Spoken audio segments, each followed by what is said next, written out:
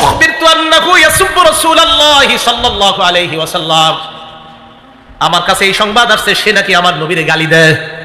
Line রাআইতুহু, আল্লাহর কসম আমি যদি তারে দেখতে পাই, লা ইউফারিকু সাওয়াদি সাওয়াদাহু হাত্তা ইয়ামুতাল আজালু মিন্না, আমি যদি তাকে দেখতে পাই হয়তো সে মারা যাবে, না হয় আমি মারা যাব, এর আগ পর্যন্ত তার দেহ আমার দেহ থেকে আলাদা হবে না, ওরে আমি ছাড়বো না। আপনি খালি বলেন আবু জাহেলটা কে, খোঁচা দিয়া বলতেছে। পাশে আরেকটা সুম্মা গামাজানিল আখার, আরেকটাই খোঁচা দিয়ে কয়, মানে বুঝায় চাচা আমি যেটা খুশি ও না জানে, আর ও বলতেছে আমি যেটা বলছি ও না জানে, মানে ভাবসাবটা এমন একজন আরেকজন জানাবে না, বলে ওই নিজেই মারবে নবীর শত্রুরে। পাশেরটাও অনুরূপ কথা কইতেছে, চাচা আবু জাহেলকে চিনেন, তুমি কি করবা, ওরে পাইলে হয়তো ও আগে মারা যাবে, না হয় আমি, এর আগ পর্যন্ত আমার দেহ থেকে ওর দেহ আলাদা হবে না, ওর পিছু ছাড়বো না আমি। আব্দুর রহমান ইবনে আউফ বলেন আমি অবাক হয়ে গেলাম। ফালাম আনশাব আন নাযারতু ইলা আবি জাহলিন, হঠাৎ আমি আবু জাহেলকে দেখতেছি, ইয়াজুলু ফিন নাস, সে ময়দানে মানুষের মাঝেই দেখতাম তাকে, সে ঘোরাঘুরি করতেছে। আমি বলে দিলাম ওই যে আলা ইন্না হাদা সাহিবুকুম আল্লাযী সালতুমানি, তোমরা আমাকে যার ব্যাপারে জিজ্ঞাসা করলা ওই যে ওটা। ফাবতাদারাকু বিসাইফাইহিমা ওয়া দারাবাহু হাত্তা কাতালা, বাস পাখির মতো দুইজনে আবু জাহেলের উপর তরবারি নিয়ে হামলা করছে, মারতে মারতে হাত্তা কাতালা, আবু জাহেলকে শেষ করে দিচ্ছে। আবু জাহেল মারা যাবে যাবে অবস্থা, যেই দুইজন মারছে খুব মনে রাখবেন এই দুইজনের নাম। বুখারীতে দুইটা বর্ণনা আসছে, এক বর্ণনা আসছে দুজনের নাম মুআজ, বলেন দুজনের নাম কি? হাদিসে আসছে কানা ইবনা আফরা ওয়া ইবনা আমর ইবনুল জামুহ, দুজনের নাম মুআজ, একজনের নাম মুআজ ইবনু আফরা, আরেকজনের নাম মুআজ ইবনু আমর আল জুমাহ। তাহলে একজনের নাম মুআজ, বাপের নাম আফরা, আরেকজনের নাম মুআজ, তার বাপের নাম আমর ইবনুল জামুহ। আরেকটা বর্ণনায় আসছে ইবনা আফরা, তারা দুইজনই এক বাপের ছেলে, দুইজনই এক বাপের সন্তান, হ্যাঁ দুই ভাই, আপন দুই ভাই। তো যাই হোক আমরা ওইদিকে ইয়া করে লাভ নাই, ইতিহাস যা আছে সেটা বুখারীতে দুটোটা বর্ণনা আসছে, একটাতে আসছে একই বাবার দুই সন্তান, আরেক বর্ণনা আসছে না একজনের আব্বার নাম আফরা, আরেকজনের আব্বার নাম আমর ইবনুল জামুহ। তো মারার পর আবু জাহেল আপনার মুমূর্ষু অবস্থা, মারা যাবে যাবে, মানে এখনো মরতেছে না।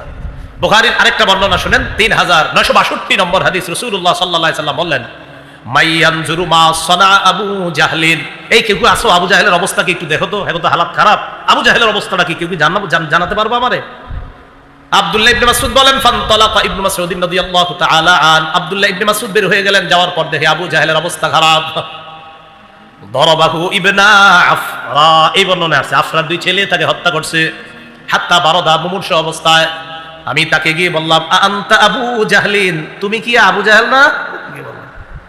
মরার সময় অহংকার কিমনে দেহেন দেখায়, মরার সময় কয় ওয়াহাল ফাওকা রাজুলিন কাতালতুমু, একটা মানুষই তো মারছো, এতে আর তুমি এত কি বিরক্ত, মরার সময় কইতেছে।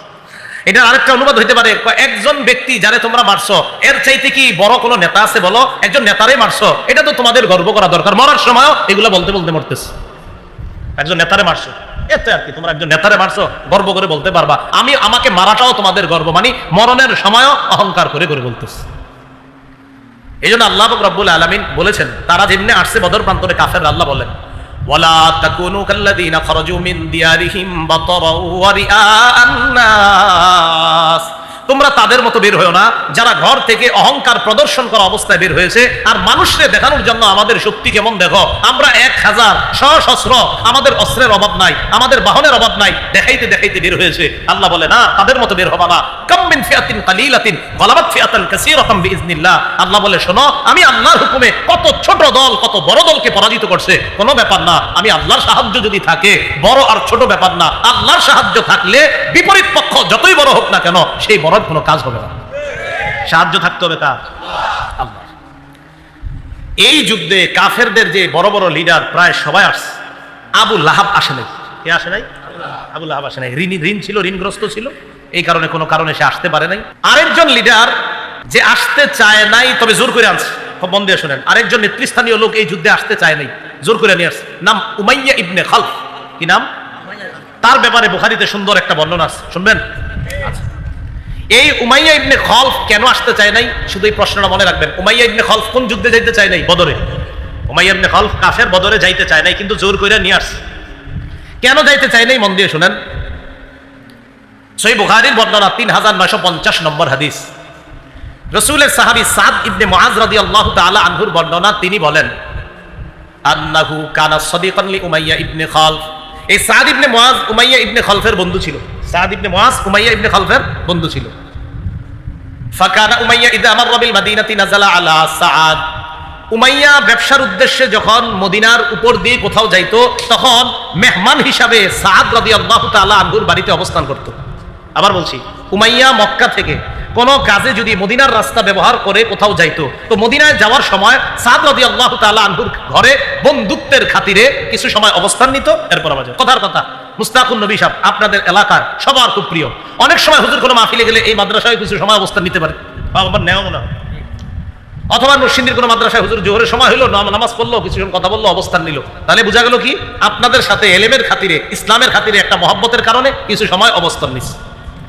ওই উমাইয়া বন্ধুত্বের খাতিরে মদিনার রাস্তা ব্যবহার করলে কি করতো, ওই সাদ যেহেতু বন্ধুর বাসায় কিছুক্ষণ অবস্থান করতো, 1-2 দিন যতক্ষণ মন চাইতো অবস্থান করতো। আবার উল্টা, ওয়া কানা সাআদুন ইযা মাররা বিমাক্কাহ নাযালা আলা উমাইয়া ইবনে খালফ। হযরত সাদ যখন মক্কায় কোনো কাজে যাইতেন, তখন উমাইয়ার বাড়িতে বন্ধুত্বের খাতিরে অবস্থান করতেন। কথাটা বুঝে আসছে? আচ্ছা। ফালাম্মা কাদিমা রাসূলুল্লাহ সাল্লাল্লাহু আলাইহি ওয়াসাল্লাম আল মাদিনা ইনতালাকা সাআদুন মু'তামিরা, খারাজা সাআদুন মু'তামিরা। নবীজি মদিনায় আসার পর একবার হযরত সাদ রাদিয়াল্লাহু তাআলা উমরা হজ করার উদ্দেশ্যে রওনা করছে মক্কায়। আলেম ছাড়া অন্যরা বলেন, বুঝে থাকলে বলেন তো, হযরত সাদ মক্কায় গেলে বন্ধুত্বের খাতিরে কার বাসায় অবস্থান করে? উমাইয়া। বলেন সবাই, কার বাসায়? তো গেছে উমরা করতে। উমরা করতে যাওয়ার পর বন্ধুরে বলছে, উমাইয়া উনজুরলি সাআতা খালওয়াতিন লাআল্লি আন আতুফা বিল বাইত। তুমি আমার জন্য এমন একটা সময় নির্ধারণ করবা, যেই সময় কাবার আশেপাশে কোনো মানুষ থাকবে না, আমি যেন একা একা সুন্দরভাবে তওয়াফ করতে পারি, এমন একটা সময় তুমি আমারে ঘর থেকে বের করে তওয়াফ করার ব্যবস্থা করে দিও। কথাটা বুঝে আসছে নি? আচ্ছা। দুপুরের সময় ফাখারাজা বিহি উমাইয়া করিবাম মিন নিসফিন নাহার। উমাইয়া হযরত সাদকে নিয়ে দুপুরের সময়, যখন মানুষ সাধারণত রৌদ্রের কারণে, গরমের কারণে বাহিরে আসে না, ওই সময় হযরত সাদ ইবনে মুআজকে নিয়ে বন্ধু উমাইয়া বের হলো উমরা করার জন্য। এতটুকু বুঝছেন আপনারা? না বুঝলে কিন্তু সামনে বলবো না, বুঝছেন? আচ্ছা। বের হওয়ার পর ফালাকিয়াহুমা আবু জাহলিন। দুইজনে তওয়াফ করতেছে, আবু জাহেলের সাথে সাক্ষাৎ। একজন কাফের তওয়াফ করতেছে, আরেকজন হলো মুসলমান। কাফেররাও তওয়াফ করতে, ওরা তুলুঙ্গ হয়েও তওয়াফ করতো, নাউজুবিল্লাহ। আবু জাহেল যখন দেখা করছে, এবার আপনারা বলেন তো, আবু জাহেল যেই দুইজনের সাথে সাক্ষাৎ করছে, এই দুইজনের মধ্যে মুসলমান কয়জন?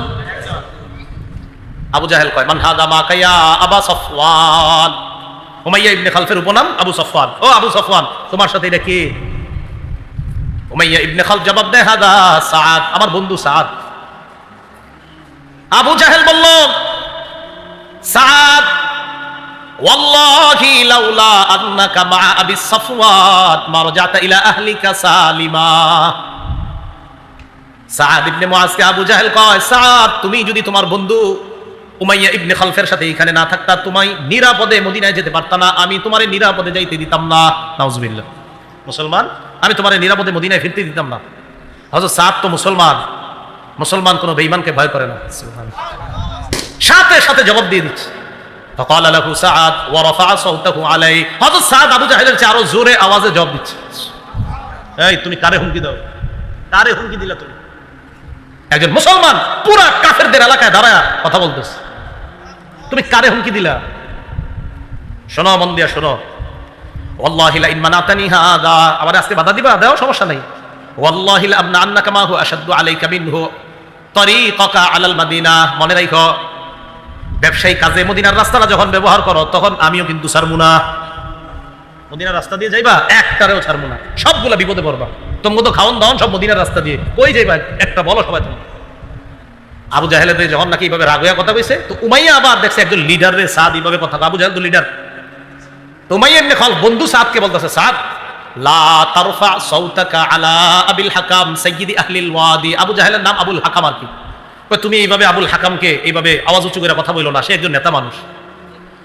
সাদ রাদিয়াল্লাহু তাআলা আনহু বললেন, উমাইয়া তুমি আমার বন্ধু, তাহলে একটু কথা শোনো। আল্লাহ, আল্লাহর কসম, সামিআতু রাসূলুল্লাহ সাল্লাল্লাহু আলাইহি ওয়াসাল্লাম ইয়াকুল, আমি আল্লাহর নবীরে বলতে শুনছি তোমার ব্যাপারে একটা কথা, ইন্নাহুম কাতিলুকা, মুসলমানরা তোমারে হত্যা করবে। বন্ধুরে কইয়া দিস, বন্ধু তোমারে কিন্তু মুসলমান হত্যা করবে, আমি শুনছি, তুমিও সাবধানে থাকো। এতক্ষণ তো আবু জাহেলকে কইছি জোরে জোরে, তোমারেও কইছি তুমিও সাবধানে থাকো।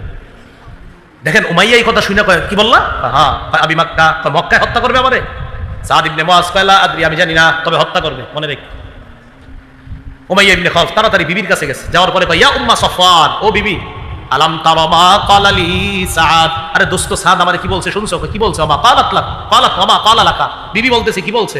আমারে বলছে নবী নাকি তাদেরকে সংবাদ দিছে, মুহাম্মদ সাল্লাল্লাহু আলাইহি সাল্লাম আখবারাহুম, তাদেরকে নাকি সংবাদ দিছে আন্নাহুম কাতিলি, তারা আমাকে হত্যা করবে। আমি বলছি মক্কায়, তিনি বলছে না জানি না। বিবিরে বলতেছে বিবি তুমি শোনো, ওয়াল্লাহি লা আখরুজু মিন মাক্কাতা আবাদা, আল্লাহর কসম আমি মক্কা থেকে আর বের হব না। আশা করি আপনারা বুঝতে পারতেছেন কোন দিকে যাইতেছি, আমি মক্কা থেকে আর বের হব না। উমাইয়া ইবনে খালফ কোথায় মারা গেছে? বদরে। উমাইয়া ইবনে খালফ মারা গেছে কোথায়? উমাইয়া ইবনে খালফ কিন্তু যাইতে চায় নাই। তাহলে আপনারা আশা করি বুঝতে পারতেছেন ঘটনা কোন দিকে যাচ্ছে। তো উমাইয়া ইবনে খালফ আল্লাহর কসম আমি মক্কা থেকে বের হব না, কারণ কাফেররাও বিশ্বাস করতো মুহাম্মদ সাল্লাল্লাহু আলাইহি সাল্লাম মুখ দিয়ে কিছু বলা মানেই সত্য কথা।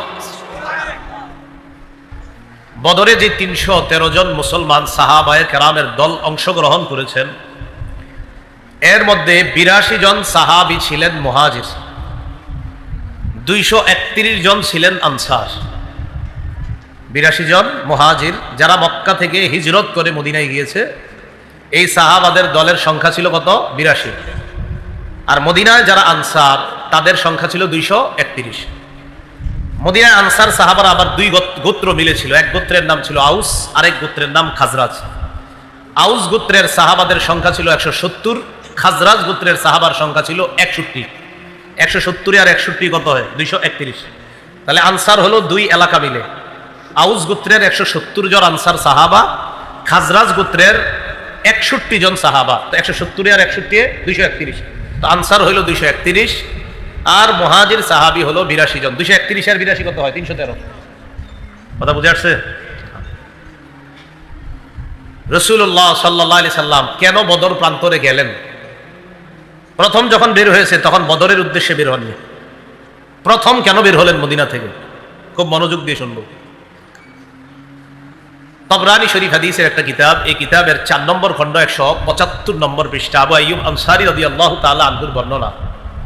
তিনি বলেন, ক্বালা লানা রাসূলুল্লাহ সাল্লাল্লাহু আলাইহি ওয়াসাল্লাম ইন্নী উখবিরতু আন ঈরি আবি সুফিয়ান ফাহাল লাকুম আন তাখরুজু, কুলনা না'ম ইয়া রাসূলুল্লাহ। আবু আইয়ুব আনসারী রাদিয়াল্লাহু তাআলা আনহু বলেন, রাসূলুল্লাহ সাল্লাল্লাহু আলাইহি সাল্লাম আমাদেরকে একদিন বললেন, ও সাহাবাদের দল, আমার কাছে এই সংবাদ পৌঁছেছে মক্কার প্রধান নেতাদের একজন নেতা আবু সুফিয়ান, যিনি তখনও মুসলমান হননি, এই আবু সুফিয়ান বাণিজ্যিক এক কাফেলা নিয়ে শাম দেশে গিয়েছে। বাণিজ্যিক কাফেলায় সংখ্যা ছিল 70 জন, এর মধ্যে 30 থেকে 40 জন ছিল নেতৃস্থানীয় লোক। বলেন তো, আবু সুফিয়ানের নেতৃত্বে মুশরিকদের যেই দলটা শাম দেশে ব্যবসায়ী কাজে গিয়েছে, কতজন ছিল লোক? 70 জন। নেতৃস্থানীয় ছিল কয়জন? 30 থেকে 40। নবীজির কাছে সংবাদ আসলো যে আবু সুফিয়ান যেই বাণিজ্যিক কাফেলা নিয়ে গিয়েছে, বাণিজ্যিক যে পণ্যগুলো নিয়ে ফিরতেছে, এই বাণিজ্যিক পণ্য নিয়ে তার দেশে আসার পর টার্গেট হলো এইগুলা বিক্রি করার পর যে লভ্যাংশ হবে, এই লভ্যাংশ মুসলমানদেরকে উৎখাত করার কাজে খরচ করা হবে। মুসলমানদেরকে এখনো আমরা অনেক কিছু খাই, এখনো আমরা ডেলি অনেক কিছু খাই, যেগুলার অর্থটা আমাদেরকেই শেষ করার পিছে কাজ হয়। তো নবীজি বললেন, আমার কাছে সংবাদ আসছে যে তারা তাদের এই বাণিজ্যিক পণ্য নিয়ে যে আসতেছে, এই পণ্য বিক্রি করে যে লভ্যাংশটা আসবে, এটার লভ্যাংশ দিয়ে মুসলমানদেরকে কিভাবে দুনিয়া থেকে নিশ্চিহ্ন করা যায়, এই জন্য এই লভ্যাংশ খরচ করা হবে। এই বাণিজ্যিক কাফেলার মধ্যে মক্কার প্রায় সবাই পুঁজি বিনিয়োগ করেছে, ইনভেস্ট করছে।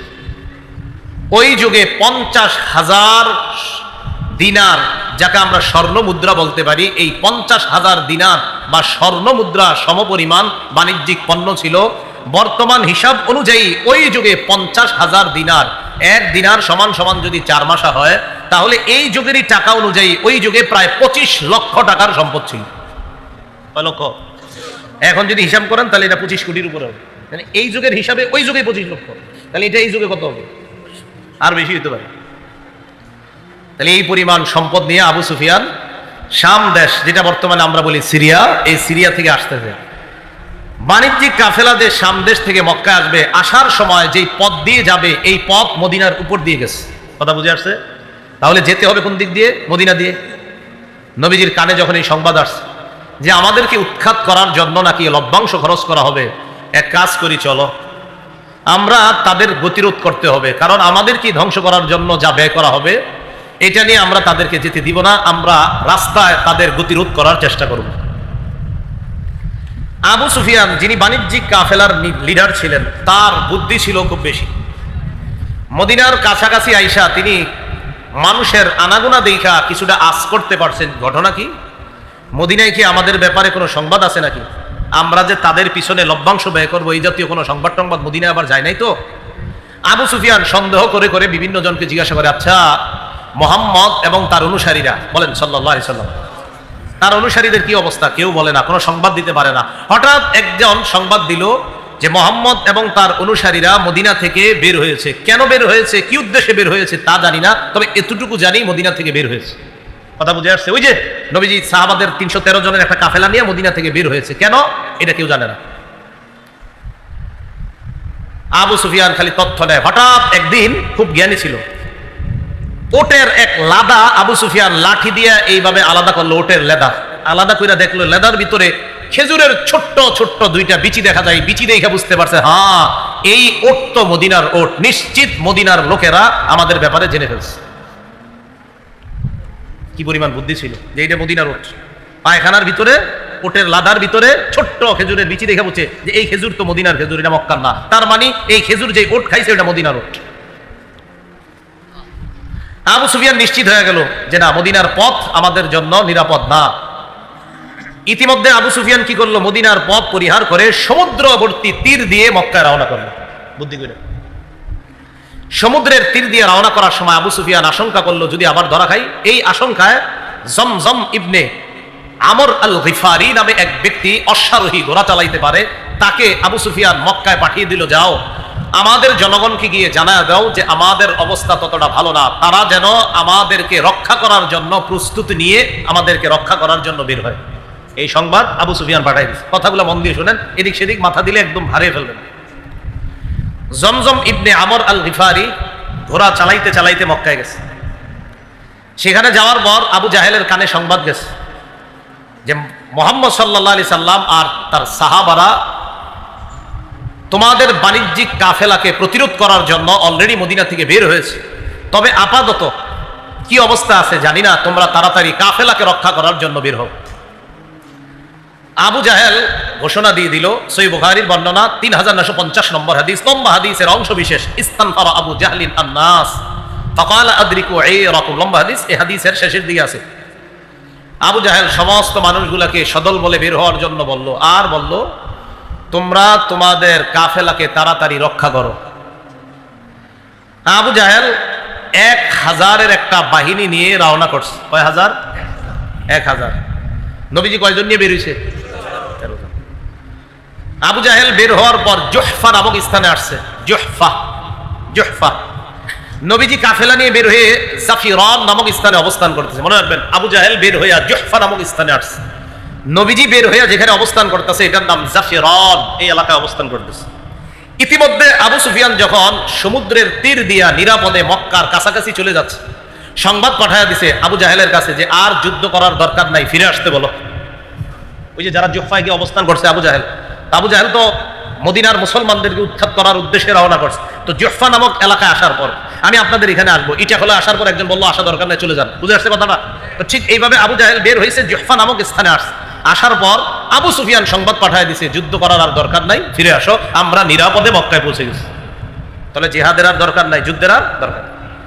আবু জাহেল সাথীদের সাথে পরামর্শ করে বলল মুসলমানদেরকে একটা শিক্ষা দেওয়া দরকার, যেহেতু বের হয়ে গিয়েছি অতএব ফিরে যাওয়া আর দরকার নাই, এইগুলারে দুনিয়া থেকে বিদায় কইরা এরপর আসবো, চলো।